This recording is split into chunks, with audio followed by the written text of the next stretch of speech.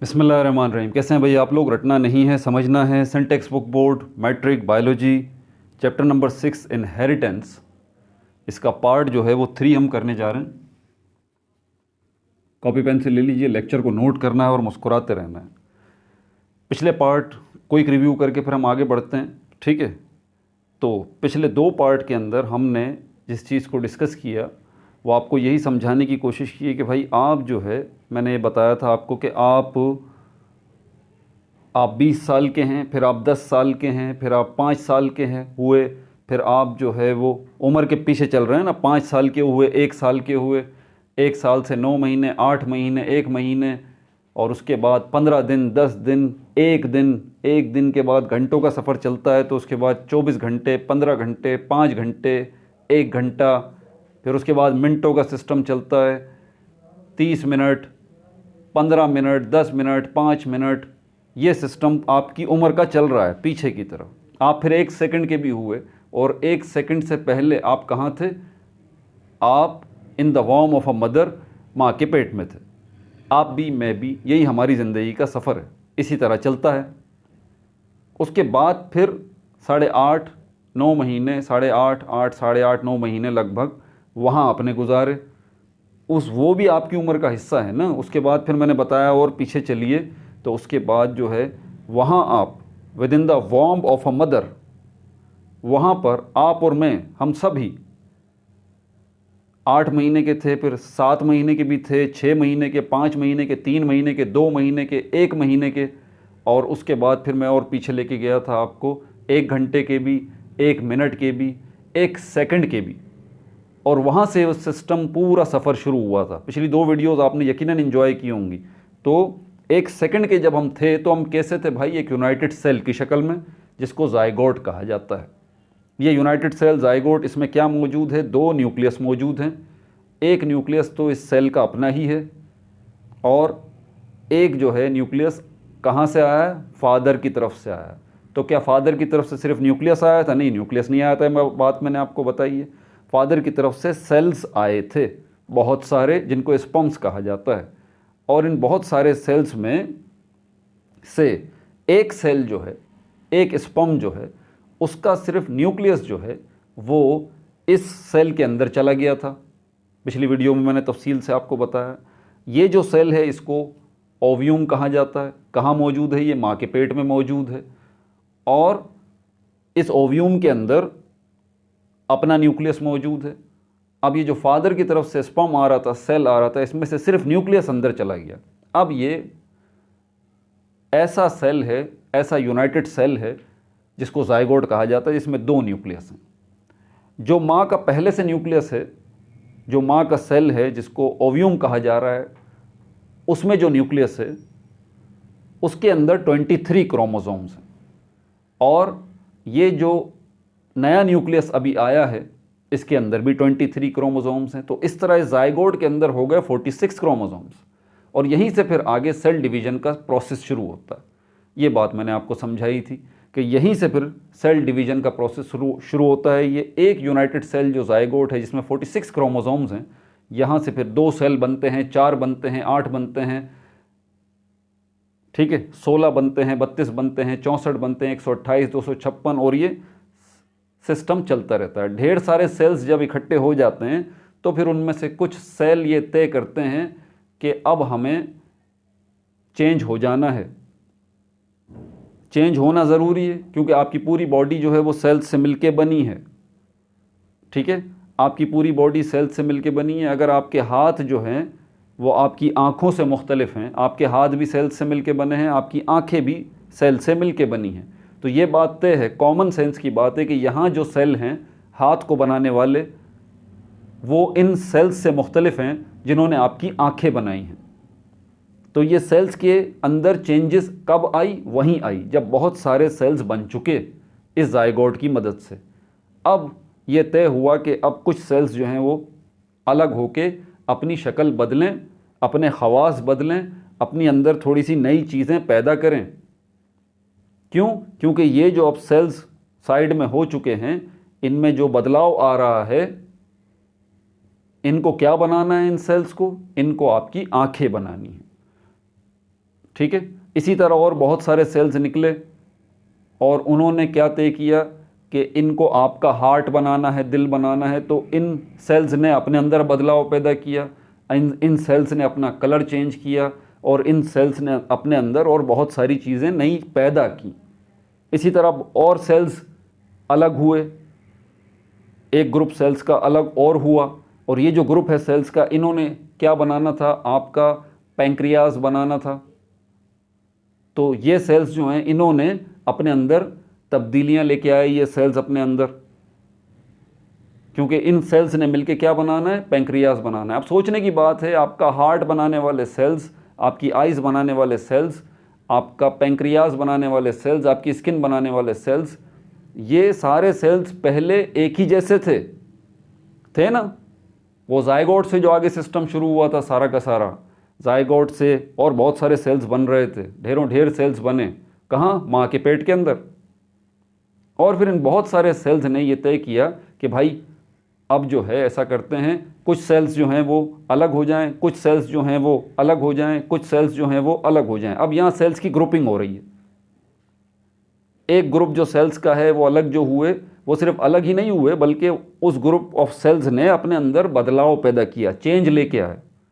उन सेल्स ने अपना कलर चेंज किया, अपने अंदर कुछ मज़ीद चीज़ें जो है वो लेके आए। क्यों?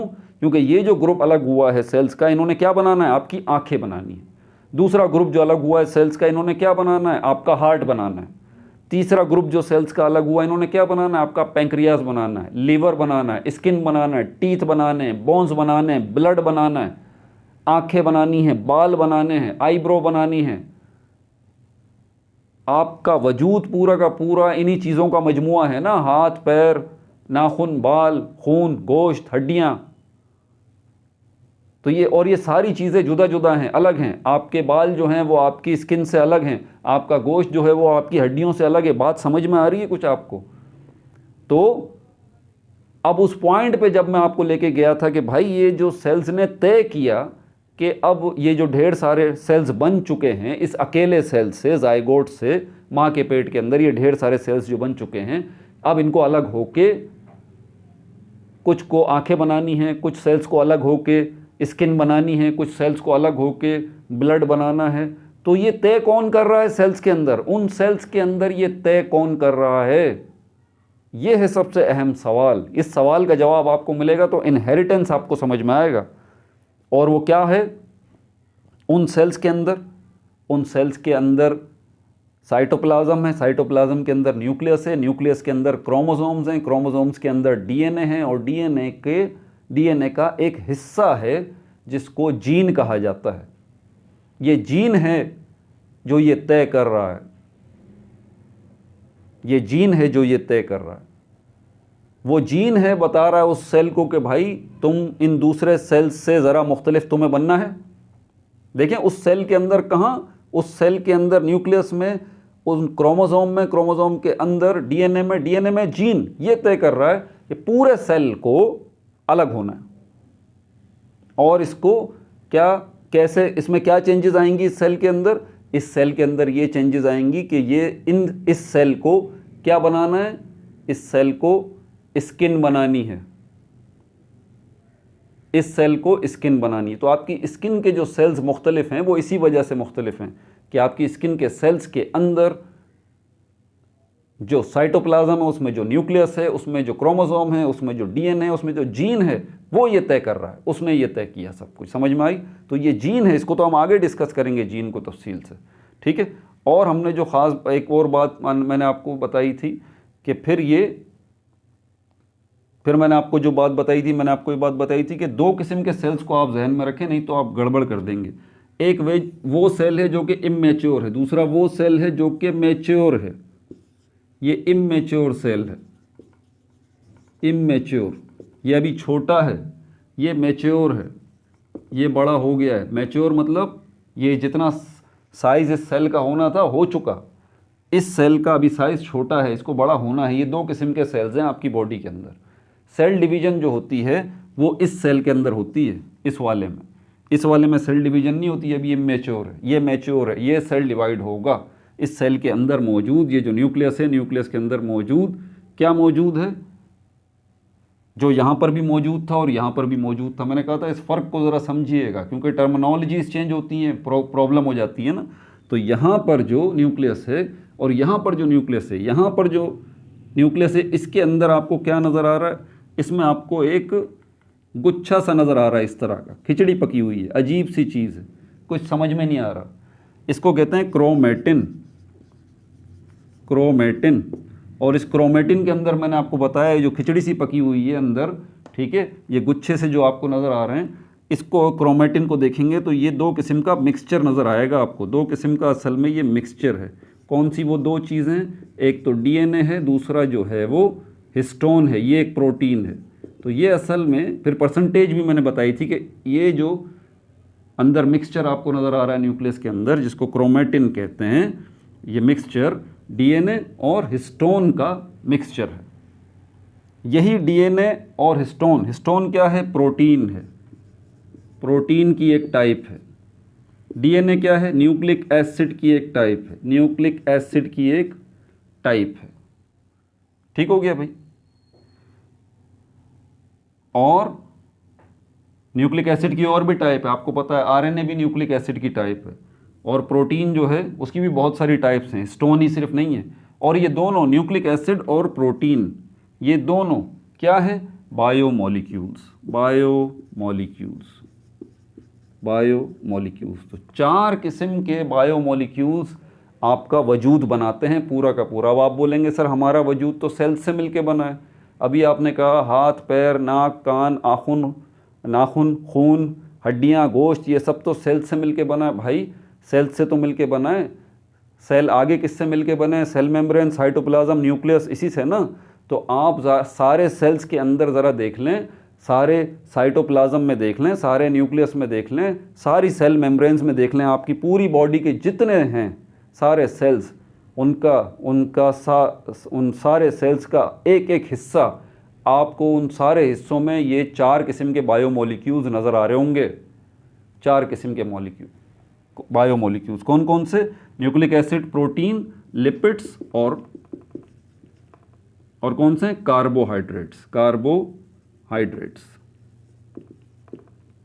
आप कहते हैं कि आपका वजूद सेल से मिलके बना हुआ है, मैं कभी इंकार कर रहा हूँ भाई, बिल्कुल सेल से मिलके बना हुआ है। सेल्स आगे किससे मिलके बने हुए हैं? आप बोलेंगे सेल मेम्ब्रेन, साइटोप्लाज्म, न्यूक्लियस से मिलके। भाई ये सेल मेम्ब्रेन, साइटोप्लाज्म, न्यूक्लियस को अंदर जाके देखेंगे तो आपको ये 4 किस्म के बायोमोलिक्यूल्स ही जगह जगह नज़र आ रहे होंगे आपको।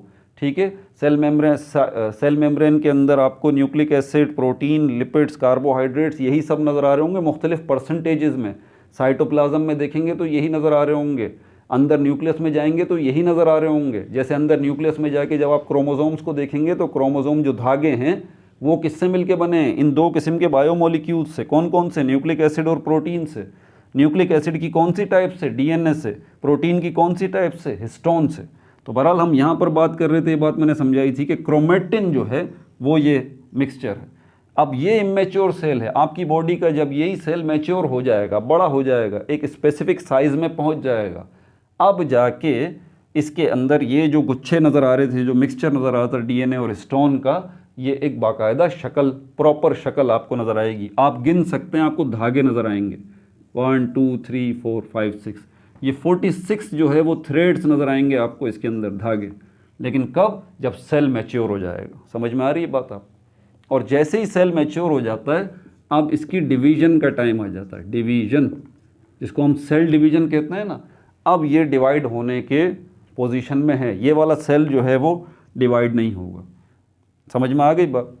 अब आगे बढ़ने से पहले वो ज़रूरी बातें मैं जो है ना बताना भूल जाता हूँ कि भाई अगर आप गवर्नमेंट जॉब की तैयारी करना चाहते हैं, करना चाहते हैं, आप CSS की तैयारी करना चाहते हैं, CSS एस्पायरेंट हैं, ठीक है, सब्जेक्ट स्पेशलिस्ट बनना चाहते हैं, तो ये सारी चीज़ें अगर आप करना चाहते हैं तो फिर ये जो आपको स्क्रीन नज़र आ रही है ना, इसके नीचे देखें, आपको लोगो नज़र आ रहा होगा, रटना नहीं, समझना है, उस पर क्लिक करें, पेज खुल जाएगा आपके सामने।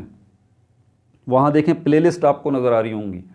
आप Pakistan study, class matric Pakistan study की प्लेलिस्ट में चले जाइए और वो वीडियोस देखना शुरू कर दीजिए। ये एक प्लेलिस्ट पाकिस्तान स्टडी की आपकी गवर्नमेंट जॉब की तैयारी और CSS की तैयारी और किसी भी कमीशन का एग्ज़ाम है उसकी तैयारी में आपको बहुत ज़्यादा हेल्प करने वाली है। समझ में आ गई बात। और भी प्ले लिस्ट हैं इसके अलावा क्लास मैट्रिक बायोलॉजी की भी प्ले लिस्ट है, क्लास मैट्रिक केमिस्ट्री की भी प्ले लिस्ट है, इंग्लिश की भी प्ले लिस्ट है, इस्लामियत की भी प्ले लिस्ट है, उर्दू की भी प्ले लिस्ट है।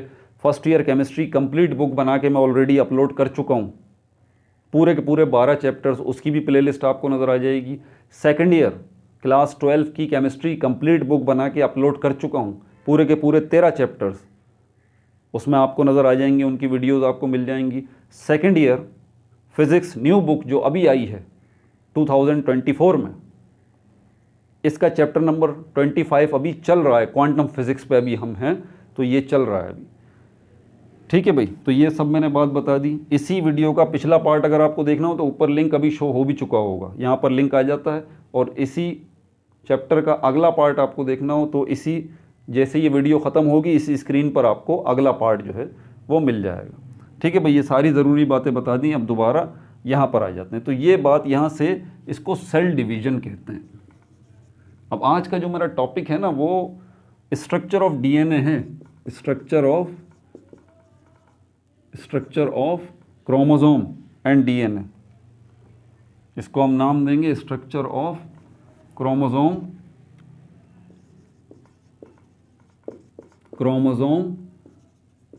And DNA. इसके ऊपर अभी एक वीडियो 2-3 और बनेंगी। ये आसान कॉन्सेप्ट्स नहीं है भाई, इसीलिए मैं ज़रा धीरे धीरे चल रहा हूँ। ठीक है, ये बहुत मुश्किल कॉन्सेप्ट्स हैं, इसलिए आप जल्दबाजी मत करें। जल्दबाजी करेंगे तो फिर आपको समझ में नहीं आएगी बात। तो ठीक है, बहरहाल यहाँ पर हम थे। ठीक है, तो ये यहाँ तक आ गए। अब यहाँ पर आपको आप गिनती कर सकते हैं, ये 46 थ्रेड जो हैं, धागे जो हैं, जिनको हम क्रोमोसोम का नाम दे रहे हैं, ये बने किससे हैं? ये इसी से बने हैं। यही जो आपको गुच्छा नज़र आ रहा था ना पहले धागों का, ये जो मिक्सचर आपको पहले नज़र आ रहा था इस इमेच्योर सेल के अंदर, यही सेल जब मैच्योर हुआ, सेल डिवीज़न के काबिल हुआ, तो ये 46 क्रोमोसोम्स जो हैं क्लियरली, ये 46 धागे आपको क्लियरली नज़र आने शुरू हो गए। समझ में आ गई बात। अब जो है सेल डिवीज़न का स्टार्ट हो जाएगा। सेल डिवीज़न आपने सुना है कि 2 तरह की होती है।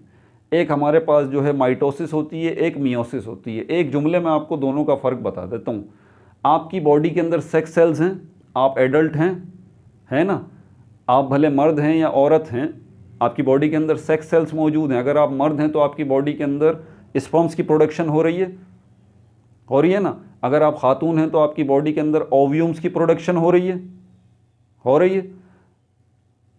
तो ये जो हमारे पास सेक्स सेल्स हैं, मर्द के अगर देखें तो स्पर्म, औरत के अगर देखें तो ओव्यूम्स, इन सेक्स सेल्स के अंदर आपको उनके न्यूक्लियस में आधे क्रोमोसोम नज़र आएंगे। क्या कहा मैंने? आधे क्रोमोसोम नज़र आएंगे। आपके स्पर्म में, उसके न्यूक्लियस में आधे क्रोमोसोम होंगे 23। आपके ओव्यूम में, उसके न्यूक्लियस में आधे क्रोमोसोम आपको नज़र आएंगे 23। समझ में आ रही है बात आप? अच्छा, इसके अलावा आपकी बॉडी के अंदर कौन से सेल्स हैं? और भी सेल्स हैं। आपका पूरा वजूद ही सेल से मिलके बना हुआ ना। हाथों के सेल, पैरों के सेल, आपकी गोश्त के सेल्स, हड्डियों के सेल्स, बालों के सेल्स, खून के सेल्स, गोश्त के सेल्स। तो ये जो बाकी सेल्स हैं सारे के सारे, जो आपके हाथ, पैर, कान, नाक, नाखून, गोश्त ये बना रहे हैं, ये सेल्स जो बना रहे हैं, इन सेल्स के अंदर आपको जो न्यूक्लियस नज़र आएगा उनमें क्रोमोसोम्स 46 नज़र आएंगे। कितने नज़र आएंगे? 46। तो आपके वजूद के अंदर 2 किस्म के सेल्स हैं। ठीक है, ऐसे सेल्स जिनके न्यूक्लियस में 46 क्रोमोसोम हैं, और ऐसे सेल्स जिनके न्यूक्लियस में 23 क्रोमोसोम हैं, अगर आप एडल्ट हैं तो, अगर आप जवान हो चुके हैं तो। ठीक है भाई। और ये 23 क्रोमोसोम वाले कौन से सेल्स हैं? Sex cells. इनको गैमेट्स भी कहते हैं। और मर्दों में अगर हों तो ये स्पर्म कहलाते हैं, औरतों में ये ओव्यूम्स कहलाते हैं। अब ये सवाल पैदा होता है, आपकी बॉडी के अंदर ये स्पर्म्स जो बन रहे हैं या ओव्यूम्स जो बन रहे हैं, ये बन कहाँ से रहे हैं? इन्हीं सेल्स से बन रहे हैं। इन्हीं सेल्स से जिनके अंदर ये 46 थ्रेड्स या 46 क्रोमोसोम्स मौजूद हैं, इन्हीं से बन रहे हैं। 46 क्रोमोसोम्स इन्हीं से बन रहे हैं। कैसे? मैं अभी आपको बता देता हूँ। आपकी बॉडी के अंदर जो ये वाले सेल मौजूद हैं, जिनमें 46 क्रोमोसोम मौजूद हैं, ये क्या होंगे, दो हिस्सों में डिवाइड हो जाएंगे। बड़ी आसान सी बात, दो हिस्सों में डिवाइड हो जाएंगे, ये जो हिस्सा है और ये जो हिस्सा है। किस तरह से कि ये 46 क्रोमोसोम्स जो हैं 23 इधर रह जाएंगे, 23 इधर रह जाएंगे। ये एक सेल बन गया और ये दूसरा सेल बन गया।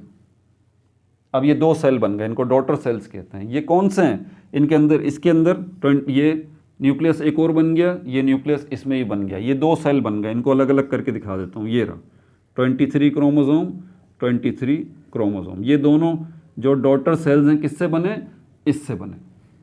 कब बने, जब ये सेल मैच्योर हो गया, इसका साइज वैसा हो गया। समझ में आ गई बात।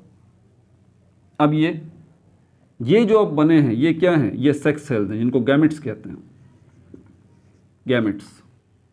ये तो आपकी बॉडी के सेक्स सेल्स किन से बने हैं, इन्हीं सेल्स से जिनमें कितने क्रोमोसोम्स हैं, 46 क्रोमोसोम्स।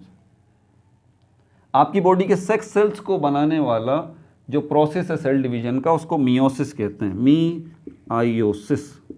मियोसिस। ये वो प्रोसेस है सेल डिवीजन का जिससे आपके सेक्स सेल्स बनते हैं।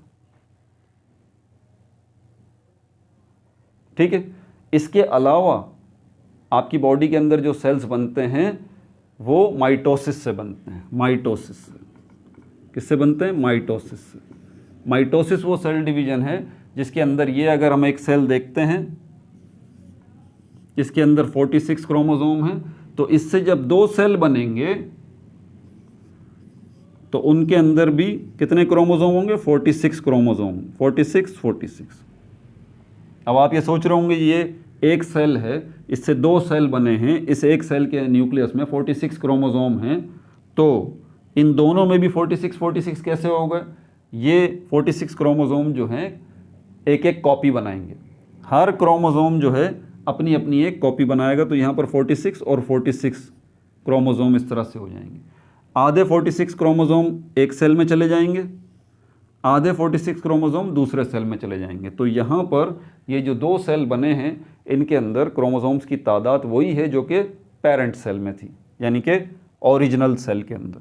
और ये इस प्रोसेस को हम क्या कहते हैं, इसको माइटोसिस कहते हैं। समझ में आ रही है बात आपको। ये आपको माइटोसिस और मियोसिस भी थोड़ा सा बताना ज़रूरी था। तो अब हम यहाँ पर चलते हैं। तो हम किस जगह पे थे, हम थे इन सेल्स के न्यूक्लियस में मौजूद, किसमें, ये डीएनए और हिस्टोन, ये हमारा टारगेट है। हमारा जो टारगेट है स्ट्रक्चर ऑफ क्रोमोसोम। अब ये जो धागा है ना, अब मैं इस सेल की बात करूँगा, ये जो मैच्योर सेल है, इसके अंदर ये क्रोमोसोम जो बन गया, ये एक क्रोमोसोम जो है, एक धागा जो है, अब इसको हम देखेंगे कि ये एक धागा किससे मिलके बना है। ये एक धागा जो है वो डीएनए से मिलके बना और हिस्टोन से मिलके बना।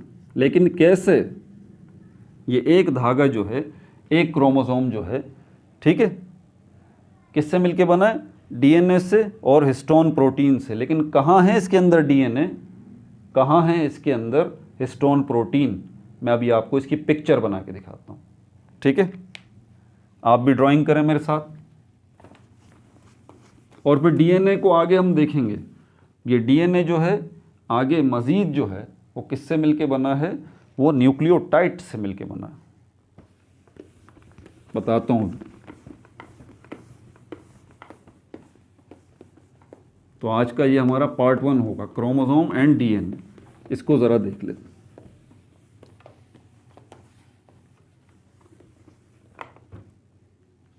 ठीक है भाई, तो यहाँ से शुरू करते हैं। मैन, ये आप हो गए, ये आपका एक सेल हो गया। सेल के अंदर आप सेल मेम्ब्रेन से गुजर के अब आप जा रहे हैं। आपका सफ़र आपके अंदर ही शुरू हो चुका है। आपके अंदर सेल मौजूद है, आपके अंदर एक सेल में गए। सेल के पास जब गए तो सबसे पहले सेल से किस चीज़ से वास्ता पड़ा, सेल मेम्ब्रेन से। ये दरवाज़ा है सेल का। सेल मेम्ब्रेन से क्रॉस करके आप अंदर गए तो साइटोप्लाज्म से आपका वास्ता पड़ा। साइटोप्लाज्म के अंदर गए तो सेंटर में आपको एक गोल सी चीज़ नज़र आई, बॉल जैसी, जिसको न्यूक्लियस कहते हैं। यहाँ से अब आगे मैं नीचे आ जाऊँगा। न्यूक्लियस के अंदर आप गए तो वहाँ पर आपको क्या नज़र आया, क्रोमोसोम नज़र आया। क्रोमोसोम यानी कि वो एक थ्रेड जो है, इसकी पिक्चर भी बनाता हूँ। अब ये एक जो क्रोमोसोम है, इसके अंदर आप देखेंगे तो आपको दो चीज़ें नज़र आएंगी एक क्रोमोसोम के अंदर, ठीक है। क्या क्या चीज़ें नज़र आएंगी? डीएनए और हिस्टोन, ये जो प्रोटीन है। फिर डीएनए के अंदर आपको क्या नज़र आएगा? न्यूक्लियोटाइड, और एक न्यूक्लियोटाइड के अंदर आपको तीन चीज़ें नज़र आएंगी। एक न्यूक्लियोटाइड के अंदर आपको तीन चीज़ें नज़र आएंगी। एक हमारे पास है डीऑक्सी राइबोस शुगर, जिसको शुगर भी कहते हैं, डीऑक्सी राइबोस शुगर। दूसरी चीज़ है nitrogenous phosphoric acid, phosphoric acid. और तीसरी चीज़ है हमारे पास नाइट्रोजिनस बेस, जिसको बेस भी सिंपली कहा जाता है, नाइट्रोजिनस बेस। तो ये तीन चीज़ें, 1 2 3। अब ये डीऑक्सीराइबोस शुगर क्या है? ये भी छोटा मॉलिक्यूल है। ये फॉस्फोरिक एसिड क्या है? ये भी छोटा मॉलिक्यूल है। ये नाइट्रोजिनस बेस क्या है? ये भी एक छोटा मॉलिक्यूल है। ये तीन मॉलिक्यूल मिलेंगे, ये तीन मॉलिक्यूल मिलेंगे तो इनसे बनेगा क्या? एक न्यूक्लियोटाइड बनेगा, एक न्यूक्लियोटाइड बनेगा, ठीक है। एक अकेला न्यूक्लियोटाइड डीएनए नहीं बना सकता, याद रहे। बिलियंस एंड ट्रिलियंस, लाखों करोड़ों अरबों न्यूक्लियोटाइड्स। क्या कहा मैंने? ये न्यूक्लियोटाइड्स कितने होंगे? बिलियंस की तादाद में होंगे, बिलियंस। क्या कहा मैंने? न्यूक्लियोटाइड्स जो है किस तादाद में होंगे? बिलियंस की तादाद में होंगे। और ये बिलियंस की तादाद के न्यूक्लियोटाइड्स मिलेंगे तो क्या बनेगा? डीएनए बनेगा, डीएनए ये बनेगा। तो अगर आपको डीएनए बनाना है तो आपको ये तीन किस्म के छोटे मॉलिक्यूल्स चाहिए। कौन से? डीऑक्सीराइबोस शुगर, फॉस्फोरिक एसिड और नाइट्रोजनस बेस। ये तीन किस्म के छोटे मॉलिक्यूल्स को मिलाएंगे तो एक इनसे बड़ा मॉलिक्यूल बनेगा, जो क्या है? न्यूक्लियोटाइड। और इसी तरह के आप बिलियंस एंड बिलियंस, लाखों करोड़ों इसी तरह के न्यूक्लियोटाइड बनाएंगे, उनको मिलाएंगे तो क्या बनेगा? ये डीएनए बनेगा। अब ये डीएनए जब बनेगा तो इसकी शक्ल कैसी होगी? क्योंकि ये डीएनए आगे किसको बनाने वाला है? ये डीएनए आगे क्रोमोसोम को बनाने वाला है। इस धागे को, ये सेल हो गया, ये इसका न्यूक्लियस हो गया, ये इसमें ये धागे हो गए, और एक धागा एक थ्रेड में यहाँ पे लेके आ रहा हूँ, ये आपका क्रोमोसोम। इस एक धागे को जब अंदर से देखेंगे तो इसकी शक्ल जो आपको नज़र आएगी, इसकी अंदर की शक्ल में आपको क्या चीज़ें नज़र आएंगी? दो चीज़ें नज़र आएंगी। आपको डीएनए नज़र आएगा और क्या नज़र आएगा? हिस्टोन, ये प्रोटीन आपको नज़र आएगा। ये दो चीज़ें आपको क्रोमोसोम में नज़र आएंगी। फिर डीएनए के अंदर देखेंगे तो न्यूक्लियोटाइड्स नज़र आएंगे आपको, लाखों करोड़ों न्यूक्लियोटाइड्स। और एक न्यूक्लियोटाइड को आप देखेंगे तो वो वहाँ उसके अंदर आपको तीन मॉलिक्यूल्स नज़र आएंगे, deoxyribose sugar, phosphoric acid, nitrogenous base, ठीक है। तो ये क्लियर हो गया। तीन छोटे मॉलिक्यूल मिल रहे हैं, एक उससे बड़ा मॉलिक्यूल बन रहा है, और ये लाखों करोड़ों मॉलिक्यूल मिल रहे हैं तो इससे एक बड़ा मॉलिक्यूल बन रहा है। बेसिकली ये डीएनए भी क्या है? एक मॉलिक्यूल ही है। न्यूक्लियोटाइड क्या है? ये भी एक मॉलिक्यूल ही है। और ये deoxyribose sugar, phosphoric acid, nitrogenous base, ये क्या है? ये भी मॉलिक्यूल है, लेकिन इनके साइज़ का फ़र्क है। ये छोटे छोटे मॉलिक्यूल हैं, ये मिल रहे हैं तो इनसे थोड़ा सा एक बड़ा मॉलिक्यूल बन रहा है। ये इसी तरह के बहुत सारे मॉलिक्यूल्स मिल रहे हैं, लाखों करोड़ों अरबों मॉलिक्यूल्स, न्यूक्लियोटाइड्स मिल रहे हैं, तो इनसे ये एक बड़ा मॉलिक्यूल बन रहा है। मतलब सबसे बड़ा मॉलिक्यूल ये हो गया, उससे छोटे मॉलिक्यूल ये हो गए, उससे छोटे मॉलिक्यूल ये हो गए। समझ में आ गई बात? अब यहाँ पर ये जो डीएनए है, हम इस धागे के स्ट्रक्चर की इसकी बात कर रहे हैं। ये धागा, ये क्रोमोसोम, इसके अंदर डीएनए और ये हिस्टोन, ये प्रोटीन जो है, ये कैसे नज़र आएंगे? पहले डीएनए को देख लेते हैं या हिस्टोन को देख लेते हैं। पहले हिस्टोन बता देता हूँ आपको। ये जो हिस्टोन है, प्रोटीन, ये इसकी शक्ल कुछ इस तरह से होती है। जैसे चार बॉल्स हैं ना, आपने इस तरह से इकट्ठी कर दी, चार बॉल्स एक बॉक्स में, ये चार बॉल्स आपने रख दी। तो ये जो आपको चार बॉल्स नज़र आ रही हैं, ये क्या है? ये हिस्टोन प्रोटीन का एक यूनिट है। इसी तरह हिस्टोन का एक और यूनिट आपको नज़र आएगा। इसी तरह हिस्टोन का एक और यूनिट आपको नज़र आएगा।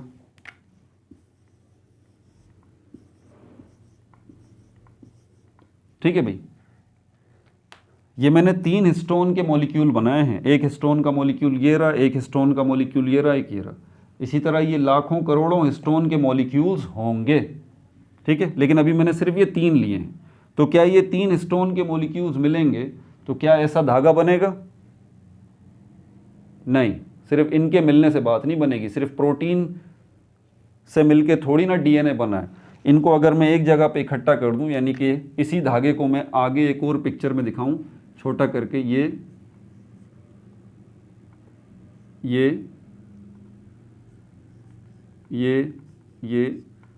इस तरह का, ये हिस्टोन प्रोटीन हो गया, ये हिस्टोन प्रोटीन हो गया।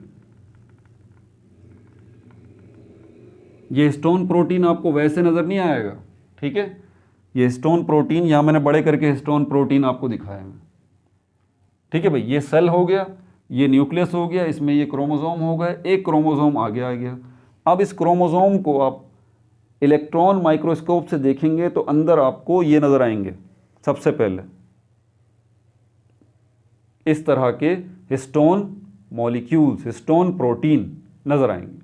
और ये सिर्फ अकेले नज़र नहीं आएंगे, इन प्रोटीन्स के ऊपर कुछ लिपटा हुआ होगा, है ना। जैसे धागा लपेट देते हैं हम ऐसे, मैं इस मार्कर के ऊपर ऐसे धागा अगर लपेट दूं ऐसे यूं करके, ये ठीक है, तो इन्हीं के ऊपर सांप की तरह का एक धागा लिपटा हुआ होगा, एक धागा रैप अराउंड। देखें मैं बना रहा हूँ वो धागा, ये इस तरह से, ये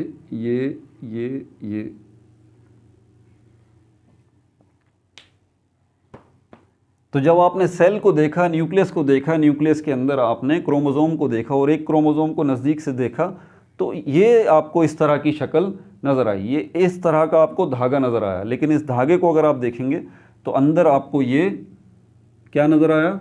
हिस्टोन प्रोटीन। ये हिस्टोन प्रोटीन हो गया, हिस्टोन प्रोटीन। और इसके इर्द गिर्द ये जो धागा लिपटा हुआ है, ये धागा क्या है, यहाँ मैं बता रहा हूँ, ये धागा असल में डीएनए है। ये धागा क्या है?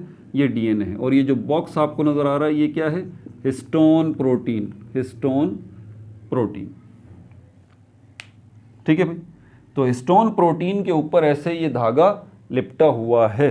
ठीक है, और जब ये हिस्टोन प्रोटीन के ऊपर इस तरह से ये धागा लिपटा हुआ होता है तो ये मिलके क्या बनाते हैं? ये एक क्रोमोसोम बनाते हैं। ठीक है, अब ज़रा डीएनए की तरफ चलते हैं। हिस्टोन तो मैंने बता दिया इस तरह के यूनिट्स होंगे। इसको मिटाऊं,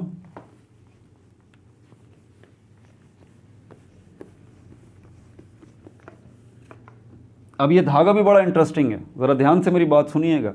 ये धागा जो आपको नज़र आ रहा है ये एक धागा नहीं है, असल में ये 2 धागे हैं। जी जनाब, यही मसला है। पहले मैं इसको, इस धागे को बनाता हूँ यहाँ पर। ये जो धागा है इसको क्या नाम दिया हमने? डीएनए। इस धागे को माइक्रोस्कोप से ज़रा और नज़दीक देखा गया तो फिर पता लगा कि ये एक धागा नहीं है बल्कि ये 2 धागे हैं, 2 थ्रेड हैं। कैसे? इसको मैं एरो करके आगे बनाता हूँ। तो ये इस तरह से, इसको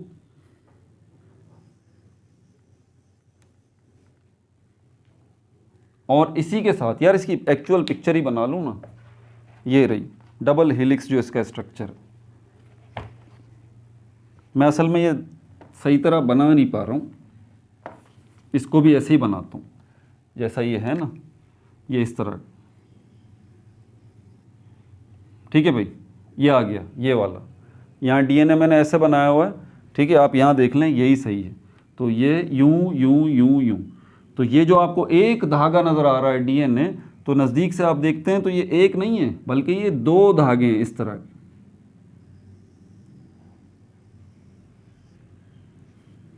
ये थोड़ा सा कंफ्यूज कर देगा आपको, लेकिन परेशान होने की ज़रूरत नहीं, मैं इसको क्लियर कर दूंगा। ठीक है भाई, गड़बड़ तो नहीं हो रही ना? ये देखें, ये एक धागा है। ठीक है, इस एक धागे को, इस एक डीएनए को जब आप माइक्रोस्कोप से देखेंगे, इलेक्ट्रॉन माइक्रोस्कोप से, तो पता लगेगा कि ये एक नहीं है बल्कि ये 2 धागे हैं। ठीक है, 2 धागे हैं। एक धागा ये रहा और एक धागा ये रहा। ठीक है, ये दो धागे आपस में जुड़े हुए हैं, बीच में कुछ है जो इनको जोड़ रहा है, ये मैं बना रहा हूँ, ये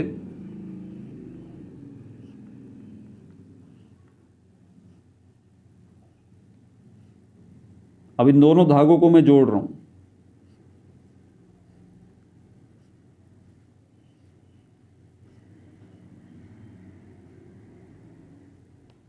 ठीक है भाई, तो ये दोनों जो धागे हैं, ये दोनों धागे मिले और बीच में ये जो आपको नज़र आ रहा है एक और धागा जो इनको, जैसे सीढ़ी नहीं होती, इस तरह की सीढ़ी होती है ना, ये लैडर, इसी को ट्विस्ट कर लें, घुमा लें आप। ये जो सीधी आपको नज़र आ रहा है मैं इसको ऐसे कर देता हूँ, ये दूसरा वाला जो नज़र आ रहा है मैं इसको भी ऐसे कर देता हूँ।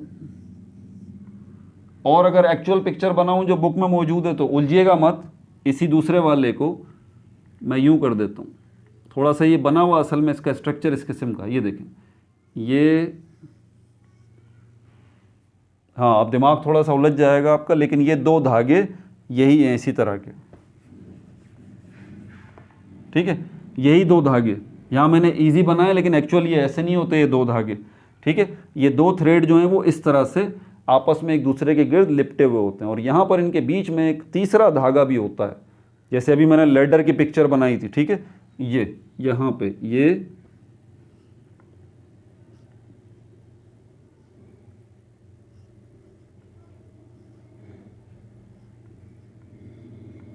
ठीक है भाई, बन गया। और यहाँ पर आप देखें यही सब कुछ, तो कहाँ से चले थे, सेल, न्यूक्लियस, न्यूक्लियस के अंदर एक थ्रेड, एक धागा क्रोमोसोम, उस क्रोमोसोम को जब हमने जूम करते हैं ना, पिक्चर को जूम करते हैं, तो और जूम किया तो पता लगा कि अंदर ये बीच में ये कुछ नज़र आ रहे हैं डब्बे डब्बे से, ये पता लगा ये क्या है, हिस्टोन प्रोटीन है, और इस हिस्टोन प्रोटीन के गिर्द एक धागा लिपटा हुआ है, एक थ्रेड लिपटा हुआ है।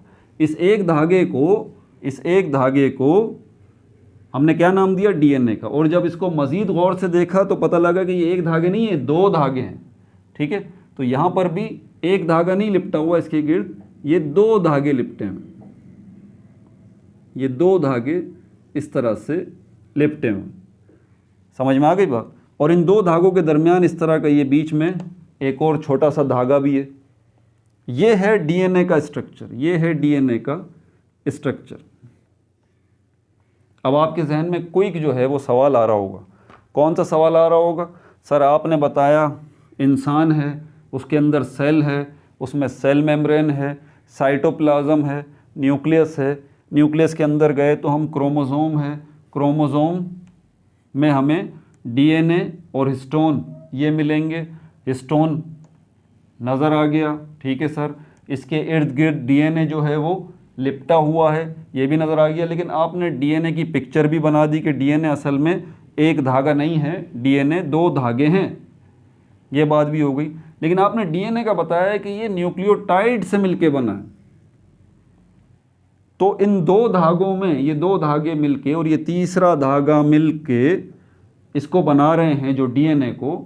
तो इन तीन धागों में एक धागा ये रहा, एक थ्रेड ये रहा, एक थ्रेड ये रहा, और बीच में ये तीन जो थ्रेड हैं यहाँ पर इस डीएनए के अंदर, इनमें कहाँ है न्यूक्लियोटाइड, इनके अंदर। और न्यूक्लियोटाइड के अंदर फिर हम जाएंगे तो हमें ये deoxy ribose sugar, phosphoric acid और नाइट्रोजनस बेस वो कहाँ पर हैं।